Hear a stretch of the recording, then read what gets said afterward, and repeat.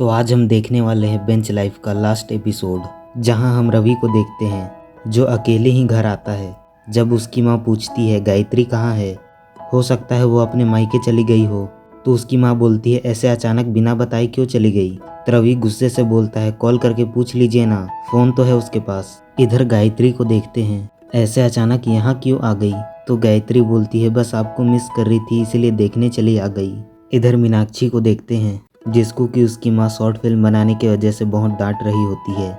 उसके बाद हम मीनाक्षी, रवि और बालू को देखते हैं जो कि उदास बैठे होते हैं। इधर ईसा को देखते हैं जो कि गिरीश के साथ बैठी होती है और गिरीश ईसा से शादी की बात करता है, लेकिन ईसा बोलती है ऐसे जल्दबाजी नहीं करना चाहिए, इस बारे में किसी और दिन बात करेंगे। उसके बाद हम देखते हैं कि जितने भी लोग बेंच में थे उनका फिर से इंटरव्यू हो रहा होता है। उसके बाद हम बालू, मीनाक्षी और रवि को देखते हैं जिनको कि इंटरव्यूअर पूछता है 10 साल में आप लोगों ने कोई प्रोग्रेस नहीं किया है तो आप कर क्या रहे थे। लेकिन बालू को उसी समय ईसा की बात याद आती है। मीनाक्षी बोलती है सर मैं अपना 100% दूंगी कंपनी के लिए।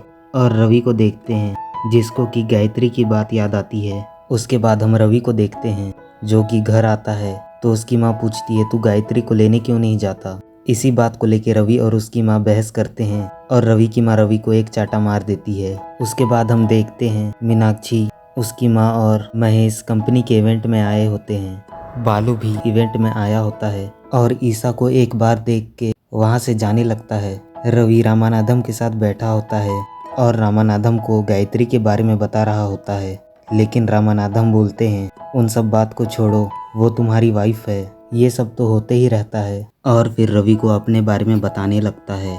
फिर बोलता है गायत्री बस तुम्हारे साथ रहना चाहती है, इसमें कुछ गलत है क्या, इसलिए पुरानी बातों को भूल जाओ। ये सब सुन के रवि को अपनी गलती का एहसास होता है। फिर घर जाके वो अपने पुराने दिनों को याद करने लगता है और फिर भागते हुए गायत्री के पास जाता है। यहाँ इवेंट में देखते हैं जहाँ प्रसाद किशोर को बोलता है कि तुम मीनाक्षी की शॉर्ट फिल्म को प्ले करने बोलता है। मीनाक्षी ये देख के डर जाती है और किशोर के पास जाके बोलती है ये सब क्या है, इसे रोको।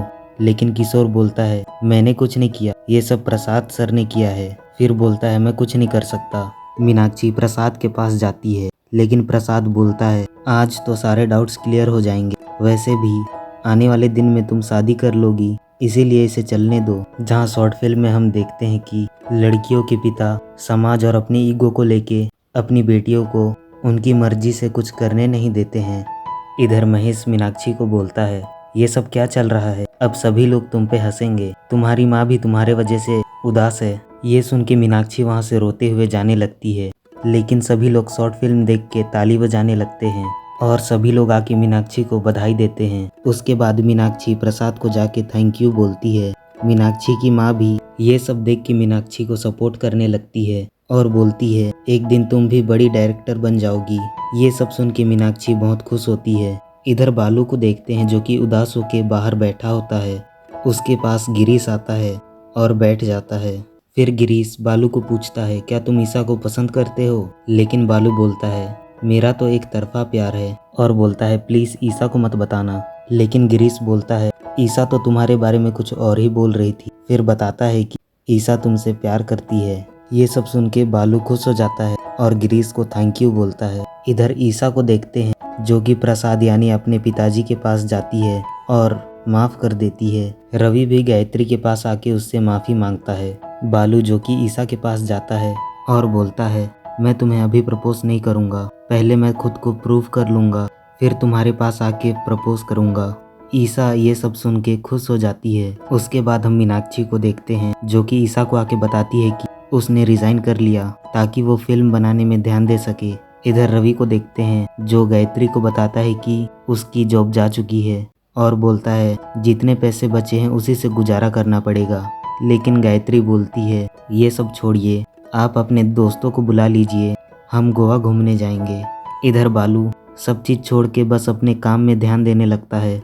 प्रसाद भी रिजाइन दे के खुश होके जाने लगता है। उसके बाद हम किशोर को देखते हैं जो कि अपनी माँ से बात कर रहा होता है और बोलता है कंपनी वाले मुझे बेंच ही नहीं दे रहे और मुझे प्रोजेक्ट पे प्रोजेक्ट दे रहे हैं। वहीं पर हम देखते हैं किशोर के पीछे बालू, मीनाक्षी और रवि भी बैठे होते हैं और किशोर के ऊपर हंस रहे होते हैं। इसी के साथ ये एपिसोड यहीं ख़त्म होता है। मिलते हैं अगली वीडियो में, तब तक के लिए लाइफ के मज़े लीजिए।